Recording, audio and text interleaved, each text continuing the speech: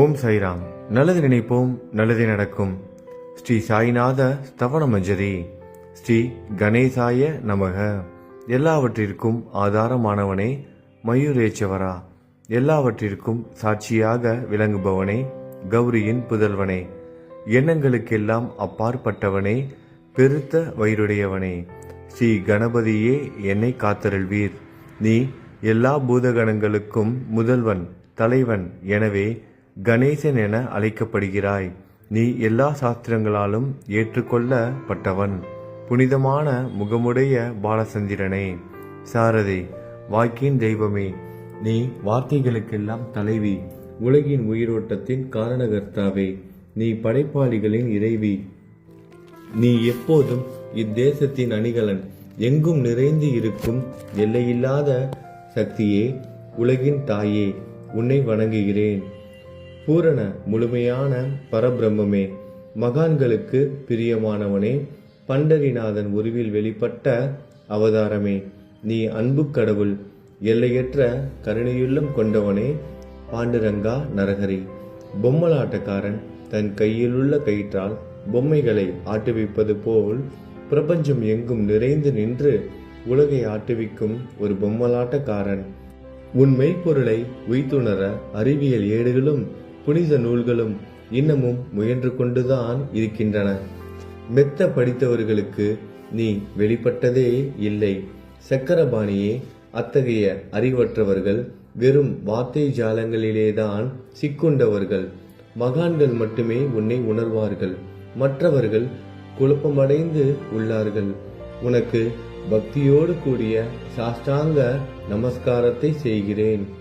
5 முகங்கள் கொண்ட சந்திரனே, மனித மண்டை ஓடுகளாலான மாலை அணிந்தவனே, நீலகண்டனே, திகம்பர ஓங்கார வடிவானவனே, பசுபதியே, எல்லா நேரங்களிலும் எவருடைய உதடுகள் உன் பெயரை உச்சரிக்கிறதோ அவர்களது உலகியல் துன்பங்கள் உடனடியாக நீங்கிவிடும். ஜடாமுடியை தரித்த சிவனே, உன் நாமத்தின் சக்தி அத்தகையது. உன் பாதங்களை வணங்கி நான் சாயி புகழை கூறும் இந்த துதியை எழுதுகிறேன். இந்த அருட்பணி முழுமையடைய எனக்கு அருள்வாயாக. நீலகண்டா, ஆலகால விஷமுண்ட சிவனே. இப்போது அத்ரி மகரிஷியின் புதல்வரான தத்தாத்திரேயரையும் குலதெய்வமான இந்திரனையும் துக்காராமையும் எல்லா ஞானிகளையும் பக்தர்களையும் பணிகிறேன்.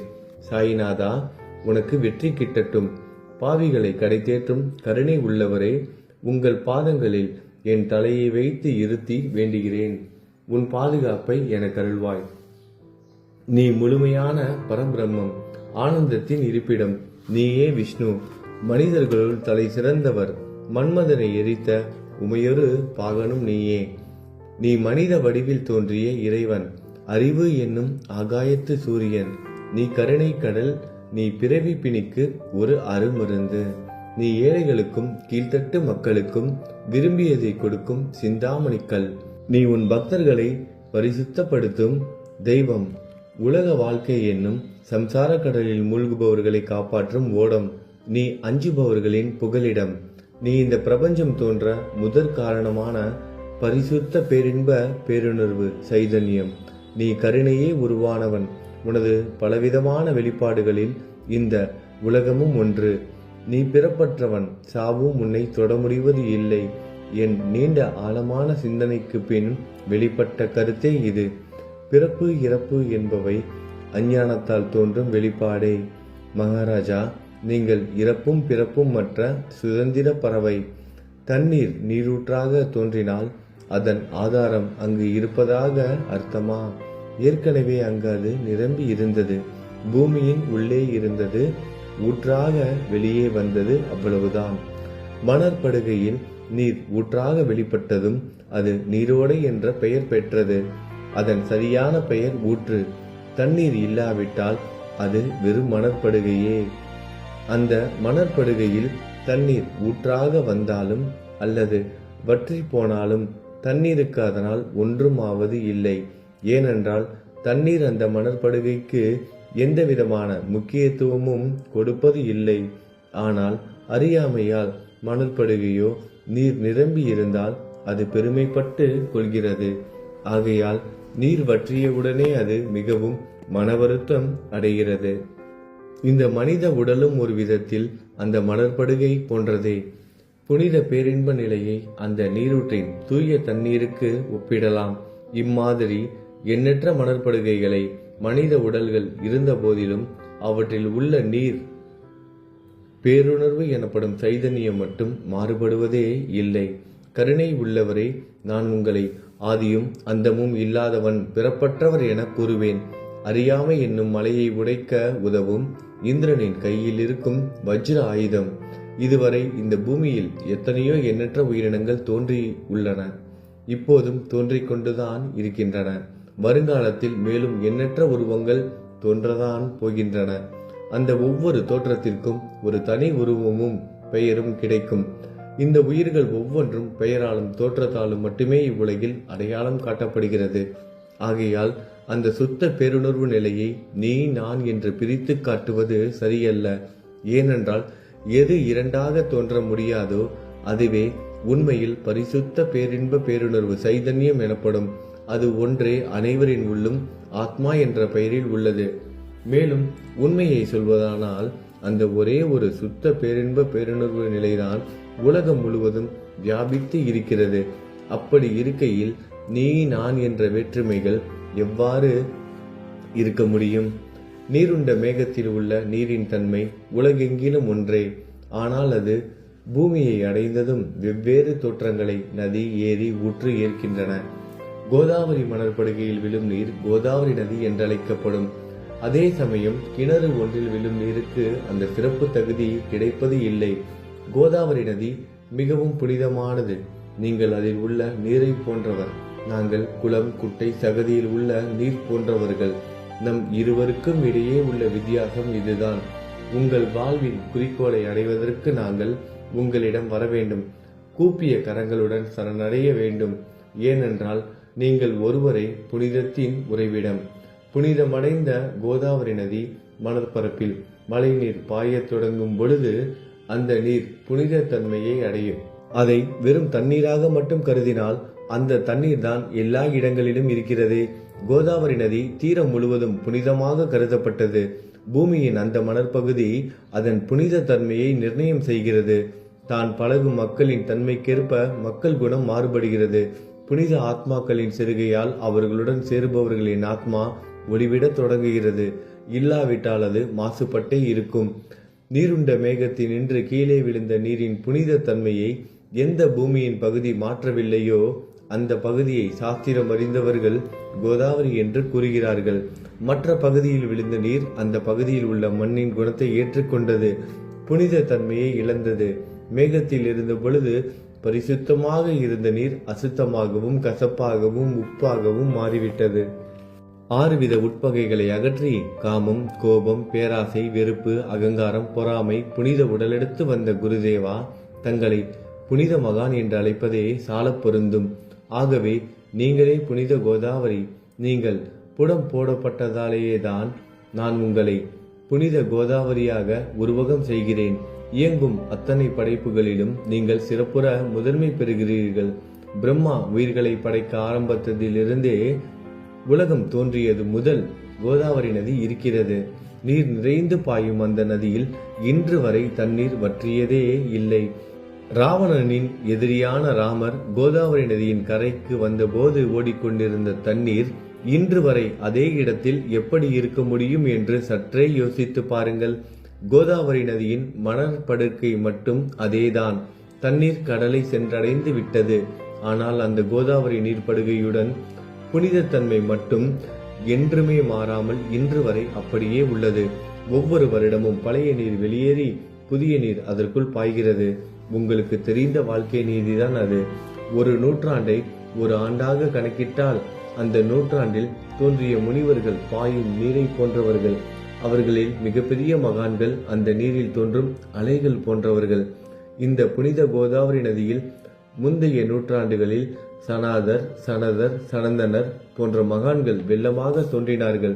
பிறகு நாரதர், தும்ரு, துருவன், பிரகலாதன், மகாபலி சக்கரவர்த்தி, சபரி, அங்கதன், வாயுகுமாரனான அனுமான், விதுரர், கோபர்களும் கோபியர்களும் வெள்ளமாக தோன்றினர். இவ்வாறு இன்று வரை கடந்த நூற்றாண்டுகள் ஒவ்வொன்றிலும் ஒன்றன் பின் ஒன்றாக மகான்களாகிய வெள்ளம் தோன்றியது. அவற்றையெல்லாம் என்னால் ஞாபகப்படுத்தி கூற முடியவில்லை. சாயிநாதா, இந்த நூற்றாண்டில் 19ஆம் நூற்றாண்டு புனித கோதாவரி நதியில் சந்தேகத்திற்கு இடமில்லாமல் நீங்கள் வெள்ளமாக பாய்ந்தீர்கள். எனவே உமது தெய்வீகமான பாதங்களை வணங்குகிறேன் மகாராஜா. நான் செய்யும் தவறுகளை உங்கள் கவனத்தில் வைத்துக் கொள்ள வேண்டாம் என மன்றாடி கேட்டுக்கொள்கிறேன். நான் ஒரு எளியவன், அறியாதவன், தீய குணங்கள் கொண்ட மிகப்பெரிய பாவி.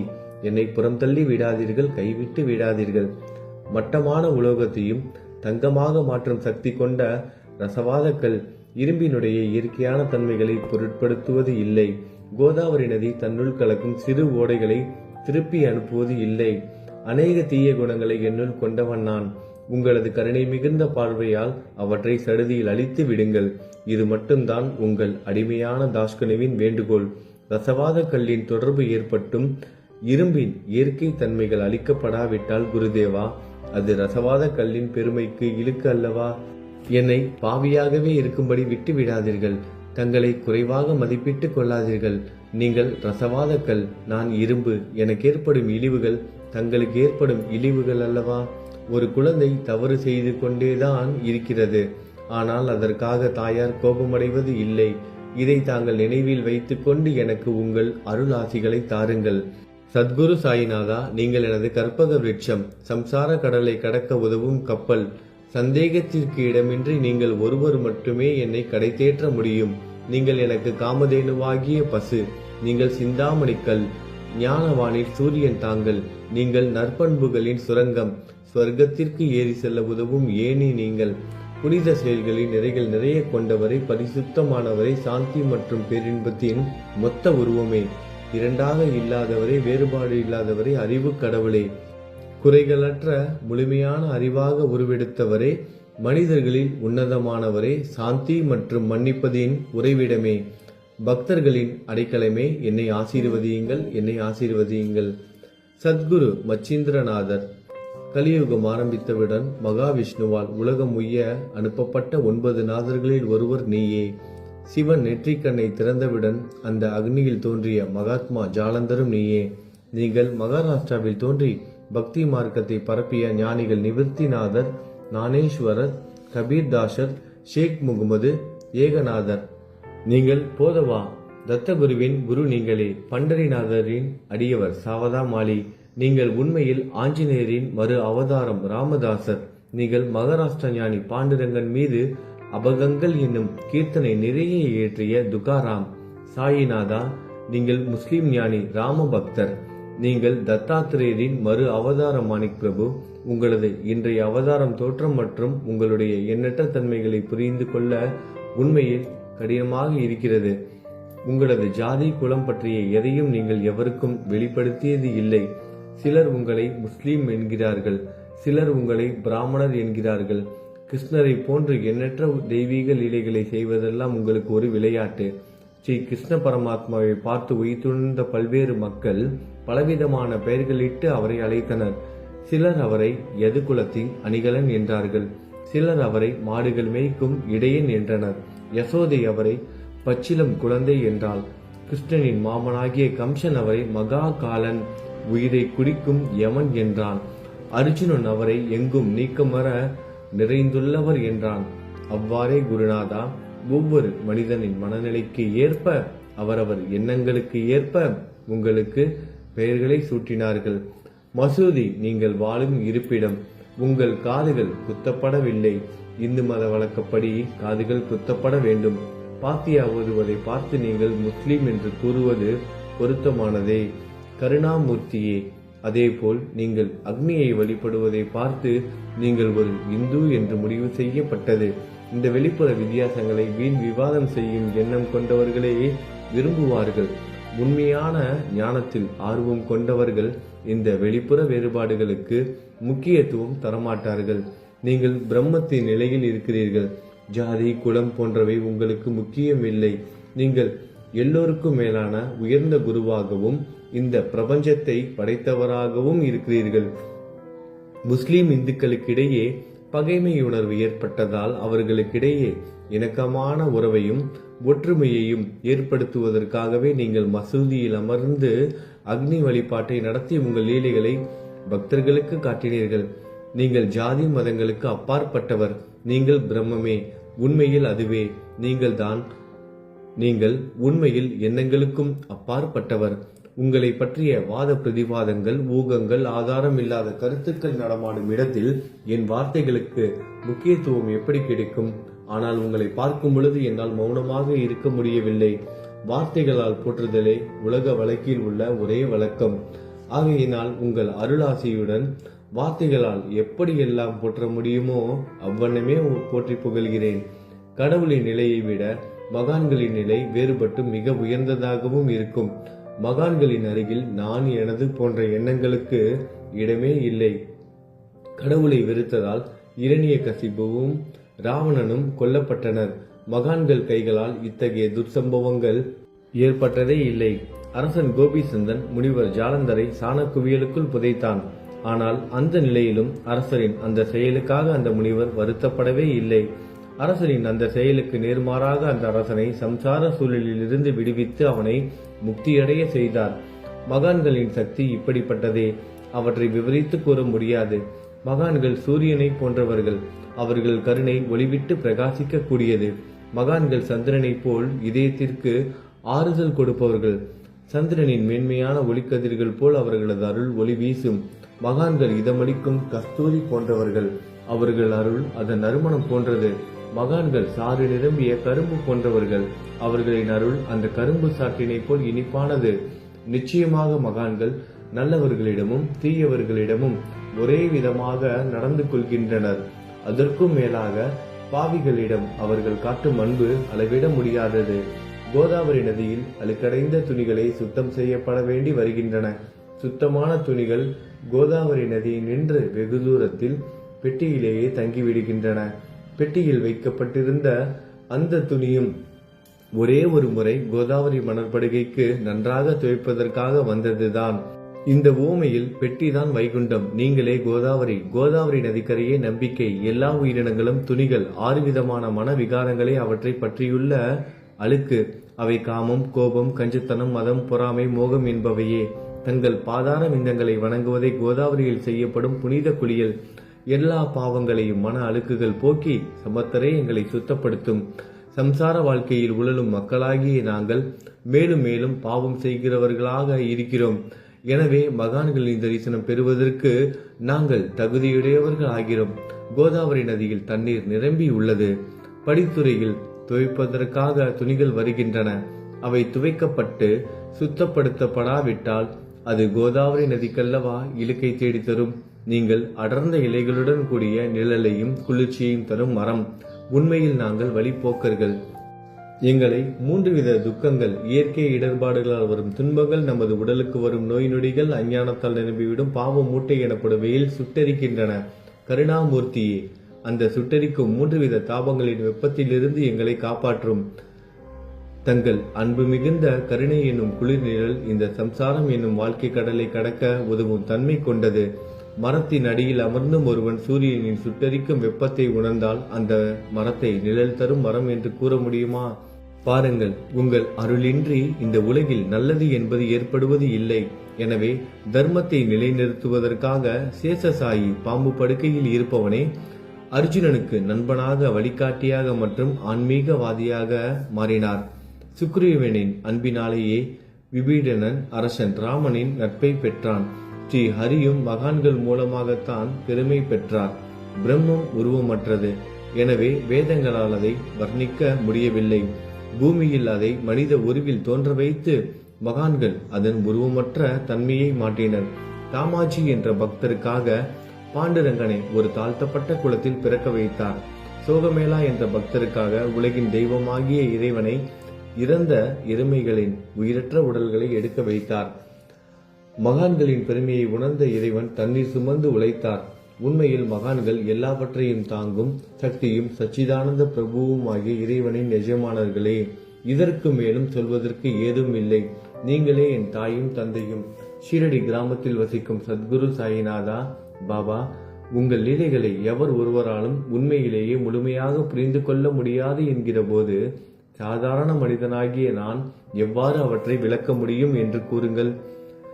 எல்லா உயிரினங்களையும் காப்பாற்ற நீங்கள் ஷீரடிக்கு வந்திருக்கிறீர்கள். மண் அகல் விளக்குகளில் வெறும் தண்ணீரை ஊற்றி அவற்றை எரிய வைத்தீர்கள்.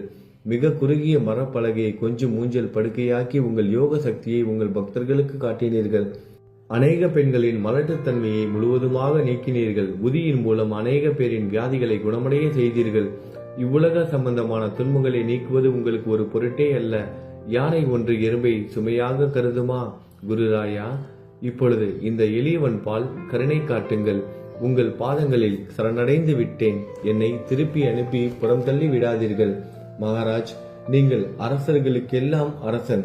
நீங்கள் குபேரனை விட செல்வம் அடைந்தவர். நிச்சயமாக தன்னிகரற்ற வைத்தியர். உங்களை விட மேலானவர் எவரும் இல்லை. மற்ற கடவுள்களை வணங்குவதற்கு தனித்தனியாக பூஜை பொருட்களும் வழிபாட்டு முறைகளும் உள்ளன. ஆனால் உங்களை வணங்குவதற்கு தகுதியான பொருட்களே இந்த உலகில் இல்லை. சூரியனின் ராஜ்யத்தில் தீபாவளி பண்டிகையை கொண்டாடுவது என்றால் எவ்விதமான பொருட்களை கொண்டு அதை கொண்டாடுவோம்? சமுத்திரத்தின் தாகத்தை தணிக்க பூமியில் போதுமான தண்ணீர் கிடைக்காது. நெருப்பை சூடாக்குவதற்கு எங்கிருந்து அக்னியை கொண்டு வருவது? ஸ்ரீ சமர்த்த குருராயா, பூஜை செய்ய உதவும் பொருட்கள் யாவற்றிலும் இருப்பது உன் ஆத்மாவே. ஆரம்பம் முதலே அவை உன் ஒரு பகுதியே. மேலே கூறப்பட்டவை எல்லாம் தத்துவார்த்த ரீதியில் கூறப்பட்டவையே. எனக்கு ஏற்பட்ட அடிப்படையில் கூறப்பட்டவை அல்ல. அனுபவங்கள் இன்றி கூறப்படும் வார்த்தை ஜாலங்கள் வீணே. சம்பிரதாய சடங்குகளின்படி உங்களுக்கு பூஜை செய்ய வேண்டுமென்றால் அதனை செய்வதற்கு தேவையான பூஜை சாமான்கள் என்னிடத்தில் இல்லை என் குருநாதா.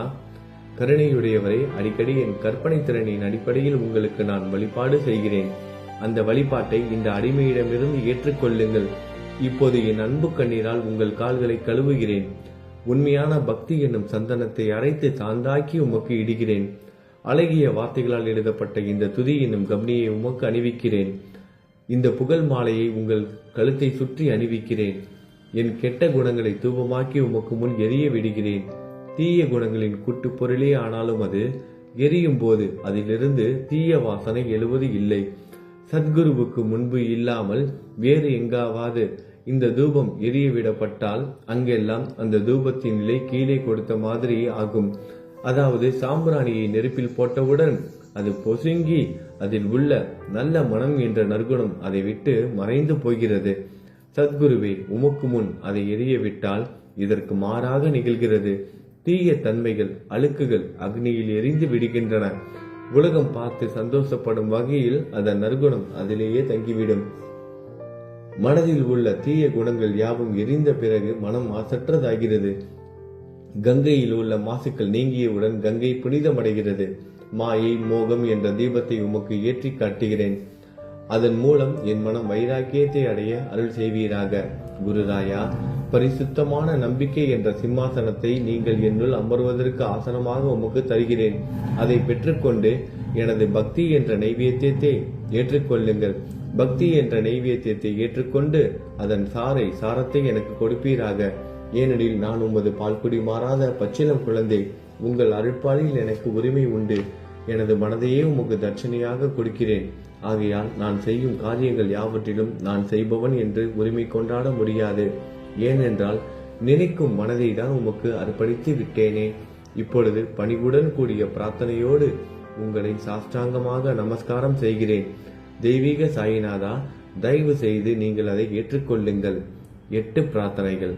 சாயிநாதா, சாந்தமான மனமுடையவரே, அறிவின் சிகரமே, அன்புள்ளம் கொண்டவரே, கருணை கடலே, உண்மையின் உறைவிடமே, மாயை என்னும் இருளை அகற்றுபவரே, ஜாதி மதங்களுக்கு அப்பாற்பட்ட துறவியே, எங்களின் புரிந்து கொள்ளும் திறமைக்கும் அப்பாற்பட்டவரே, அன்பின் இருப்பிடமே, ஷீரடி நாதா, என்னை காப்பாற்றும் ஞான சூரியனே, ஞானத்தை அளிப்பவரே, எல்லாவித நல்ல செயல்களையும் செய்பவரே, பக்தர்களின் மனங்களில் ஒளிரும் பரமஹம்சரே, தங்களை சரணடைந்தவர்களை காப்பவரே, படைக்கும் தொழில் புரியும் பிரம்மாவே நீங்கள், காக்கும் கடவுள் விஷ்ணுவே நீங்கள், 3 உலகங்களையும், பூவுலகம், சொர்க்கம், நரகம், கடைசியில் லயமடைய செய்யும் ருத்திரனும் சிவனும் நீங்களே. நீங்கள் இல்லாத இடமே இந்த பூமியில் ஏது? எல்லாம் அறிந்த இறைவன் நீங்கள். எங்கள் அனைவரின் இதயங்களிலும் வசிப்பவரும் நீங்களே. எனது எல்லா குற்றங்களையும் மன்னிக்க வேண்டும் என வேண்டி கேட்டுக்கொள்கிறேன். அலை அலைகளாக வரும் சந்தேகங்களையும் மனமயக்கங்களையும் போக்குவீராகுக. நீங்கள் பசு, நான் புதிதாக பிறந்த இளம் கன்று. நீங்கள் சந்திரன், நான் சந்திர காந்தக்கல். தங்கள் பாதங்கள் கங்கை நதி, புண்ணியத்தை தருவதால் பணிவுடன் இந்த அடிமை உங்களுக்கு தலை வணங்குகிறேன். உங்கள் கைகளை என் தலைமீது வைத்து ஆசி கூறுங்கள். கவலைகளும் துன்பங்களும் பறந்தோடட்டும். நான் உங்கள் அடிமை. இந்த 8 துதிகளையும் கூறி நான் உங்களை சாஷ்டாங்கமாக நமஸ்கரிக்கிறேன். எனது பாவங்கள், துயரங்கள், ஏழ்மை யாவும் உடனடியாக விலகட்டும். நீங்கள் பசு, நான் கன்று குட்டி. நீங்கள் தாய், நான் உங்கள் குழந்தை. என் மீது கடுமை காட்டாதீர்கள். நீங்கள் மேற்கு தொடர்ச்சி மலைப்பகுதி மலையகிரியிலுள்ள சந்தனம், நான் முள் அடர்ந்த புதர். நீங்கள் புனிதமான கோதாவரி நீர், நானோ பெரும் பாவி. குருநாதா, உங்கள் தரிசனம் கிடைத்த பிறகும் என்னிடமுள்ள கெட்ட குணங்கள் என்ற அழுக்கு என் மனதிலேயே தங்கி இருக்குமானால் உங்களை சந்தனம் என்று யார் கூறுவார்கள்? கஸ்தூரியின் அருகாமையில் உள்ள மண்ணும் உயர்வாக போற்றப்படுகிறது. மலரின் தொடர்பினால் தானே அதன் நாரும் தலையில் உயர்ந்த இடத்தை பிடிக்கிறது. மலரால் மனம் பெற்ற நாற்போல் மகான்களும் அப்படிப்பட்டவர்களே. அவர்களுடன் தொடர்புடைய எந்த பொருளும் மிகவும் உயர்வாக மதிக்கப்படுகிறது. சிவபெருமான் விபூதி, லங்கோடு, நந்தி ஆகியவற்றை ஏற்றுக்கொண்டதால் 8 திக்குகளிலும் அந்த பொருட்கள் புகழப்பெறுகின்றன. இடையர்களை மகிழ்விப்பதற்காக யமுனை நதிக்கரையில் உள்ள பிருந்தாவனத்தில் உலகிற்கெல்லாம் இறைவன் தகிகாலா உரியடி விளையாட்டு என்ற விளையாட்டை விளையாடினான். அதுவும் அறிவுடையோர் மத்தியில் ஏற்றுக்கொள்ளப்பட்டது. ஆகவே நான் பாவியான போதிலும் உங்கள் சேவையில் ஈடுபட்டு உள்ளேன். குருநாதரே, என் நிலைமையை பற்றி மனதில் எண்ணி பாரும். குருநாதா, லௌகீக உலகிலோ அல்லது ஆன்மீக வழியிலோ எந்த விஷயங்கள் எல்லாம் எனக்கு சந்தோஷத்தை கொடுக்கும் என என் மனம் சந்தேகமில்லாமல் நம்புகிறதோ அவற்றை எல்லாம் நீங்கள் எனக்கு அளித்தருள வேண்டும். உமது கருணையால் இந்த மாதிரி செய்துவிடும். எனது மனதை அடக்கி விடுங்கள். சமுத்திரங்கள் எல்லாம் தித்திப்பாக மாறினால் பிறகு அவை உப்பு கரிக்குமே என்ற பயம் தோன்றாதே. சமுத்திரத்தை தித்திப்பாக்கும் சக்தி உங்களுக்கு உண்டு. ஆகையால் தான் எனது இந்த வேண்டுகோள். தயவு செய்து இந்த வேண்டுகோளை நிறைவேற்றும். என்னிடம் என்னென்ன குறைகள் உண்டோ அவை அனைத்தும் உங்களுடையதே. ஆத்ம ஞானம் பெற்றவர்களில் முதலிடத்தில் உள்ள உங்களிடம் குறை என்பதை பொருந்தாதே. இப்போது இதற்கு மேலும் நான் ஏன் அதிகம் பேச வேண்டும்? நீங்கள் தான் எனது ஒரே அடைக்கலம். தாயின் இடுப்பில் உள்ள குழந்தை இயல்பாகவே பயமற்று இருக்கும். மகாராஜ், இந்த துதியை எவரவர்கள் அன்புடன் படிக்கிறார்களோ அவர்கள் ஒவ்வொருவரின் ஆசைகளை தயவு செய்து நிறைவேற்றும். இந்த துதியை படிப்பவர்களின் 3 வித தாபங்களையும், இயற்கை இடர்பாடுகளில் வரும் துன்பங்கள், நமது உடலுக்கு வரும் நோய் நொடிகள், அஞ்ஞானத்தால் நிரம்பிவிடும் பாவம் மூட்டை 1 ஆண்டிற்குள் விலகிவிடும் என்பது இந்த துதிக்கு உங்களது ஆசையாக என்றென்றும் நிரந்தரமாக இருக்கட்டும். குளித்து முடித்துவிட்டு மனதில் முழுமையான நம்பிக்கையுடன் தொடர்ந்து இந்த துதியை பாராயணம் செய்ய வேண்டும். அப்படி முடியாவிட்டால் வாரம் வாரம் வியாழன் தோறும் சத்குருவை வணங்கி அவர் உருவை தியானம் செய்து கொண்டு இந்த துதியை பாராயணம் செய்யுங்கள்.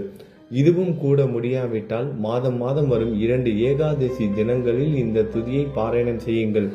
இது ஏற்படுத்தும் விளைவுகளை பார்த்து அதிசயப்படுவீர்கள்.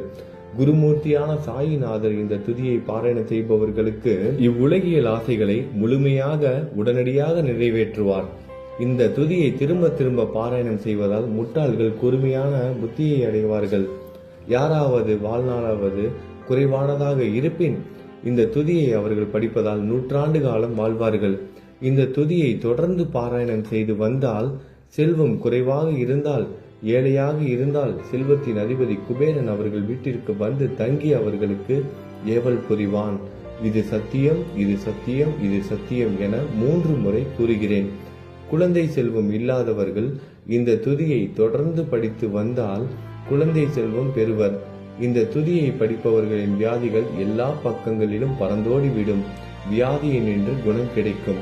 இந்த துதியை திரும்ப திரும்ப படிப்பதால் பயம் மற்றும் கவலை மறைந்து போகும். மதிப்பும் மரியாதையும் கிடைக்கும். அழிவற்ற பிரம்மத்தை உணர்வார்கள். பிரம்ம ஞானம் கிட்டும். அறிவுடையோரே, இந்த துதியின் மீது உங்கள் இதயங்களில் முழுமையான நம்பிக்கை வையுங்கள். சந்தேகங்கள், நம்பிக்கையின்மை, தவறான எண்ணங்கள் ஆகியவற்றிற்கு கொஞ்சம் கூட மனதில் இடம் கொடுக்காதீர்கள். சீரடிக்கு புனித பயணம் மேற்கொள்ளுங்கள். பாபாவின் தாமரை பாதங்களை மனதில் நிறுத்துங்கள்.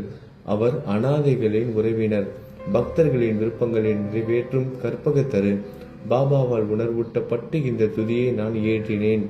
இல்லாவிட்டால் எவ்விதமான முக்கியத்துவமும் இல்லாத என்னால் இந்த துதியை எவ்வாறு எழுத முடியும்? சக ஆண்டு 1840, ஆங்கில ஆண்டு 1918 புரட்டாசி மாதம் வளர்பிறையில் விநாயகர் சதுர்த்தி என்று திங்கட்கிழமை 2வது யாமத்தில் சூரிய உதயத்திற்கு முன் இந்த பாமாலை நிறைவு செய்யப்பட்டது. புனிதம் வாய்ந்த நர்மதா நதிக்கரையில் இந்தூருக்கு அருகில் உள்ள ஊரான மகேஸ்வர சேத்திரத்தில் ஸ்ரீ அகல்யாதேவியின் சந்நிதியில் ஸ்ரீ சாய்நாதரை போற்றி பாடும் இந்த ஸ்தவன மஞ்சரி நிறைவடைந்தது. மகேஸ்வரம் என்ற புனித ஸ்தலத்தில் இந்த துதி நிறைவடைந்தது. ஸ்ரீ சாய்நாதர் என் மனதிற்குள் புகுந்து இந்த துதியின் ஒவ்வொரு வார்த்தையையும் என்னை கூற வைத்தார். எனது சீடன் தாமோதரன் இதை நான் கூற எழுதினான். தாஸ்கனுவாகிய நான் எல்லா ஞானிகள் மற்றும் துறவிகளின் வேலையால் எங்கும் மங்களம் பொங்கட்டும். ஸ்ரீ சாய்நாதரை போற்றி பணிவுடன் எழுதப்பட்ட இந்த ஸ்ரீ சாய்நாத ஸ்தவனமஞ்சரி என்ற துதி பாராயணம் செய்பவர்கள் சம்சார கடலை கடக்க உதவட்டும். இது ஸ்ரீ பாண்டுரங்கனுக்கு தாஸ்கனுவின் நம்பிக்கை மற்றும் பணிவோடும் கூடிய பிரார்த்தனை. ஓம் சாய்ராம். நல்லதே நடக்கட்டும். ஓம் சாய்ராம். மங்களம் சுபமங்கலம்.